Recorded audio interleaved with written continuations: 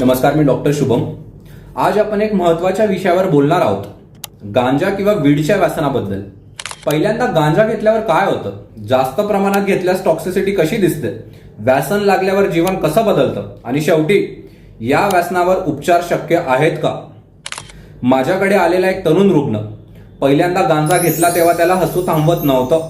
Time slow वाटत होता. हे सगळं होतं कारण गांजातील टेट्राहेड्रोकॅनोबिनॉल मेंदूतल्या रिवॉर्ड सिस्टमला उत्तेजित करतं. पण हे फक्त पहिल्या अनुभवात मजा वाटते. पुढे शरीराची सहनशीलता वाढते आणि तोच हाय मिळवण्यासाठी अजून जास्त गांजा घ्यावा लागतो.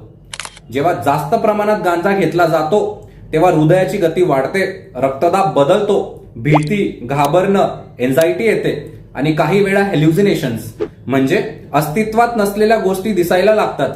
ह्यामध्ये झालेल्या अनेक अभ्यासांमध्ये दिसून आलंय की कॉलेज वयोगटात ओव्हर कन्झम्पशनमुळे कॅनॅबिस इंड्यूस सायकोसिस म्हणजे मानसिक विकार निर्माण होतात. जेव्हा व्यसन लागतं तेव्हा जीवन पूर्ण बदलून जातं.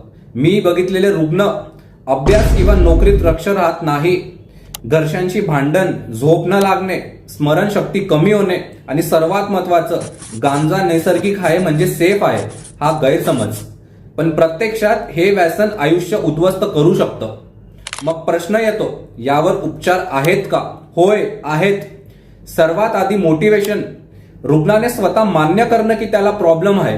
दुसरं बिहेवियरल थेरपी म्हणजे काउन्सिलिंग, ग्रुप थेरपी.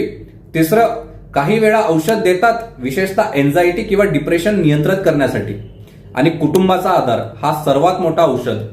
भारतामध्ये डी ॲडिक्शन सेंटर आणि सरकारी आरोग्य सेवामध्ये कॅनॅबिस ॲडिक्शनसाठी थेरपी उपलब्ध आहेत. आता मला तुमच्याकडे 2 प्रश्न विचारायचे आहेत. तुमच्या मते गांजाबद्दल सर्वात मोठा गैरसमज कोणता आहे? आणि दुसरा प्रश्न, नॅचरल म्हणजे नेहमीच सुरक्षित का? कमेंटमध्ये नक्की सांगा. तर मित्रांनो, गांजा कदाचित सुरुवातीला मजेदार वाटू शकतो, पण त्याचं व्यसन आयुष्याला धोकादायक वळण देऊ शकतं. योग्य वेळेवर मदत घेतली तर त्यातून बाहेर पडणं पूर्णपणे शक्य आहे.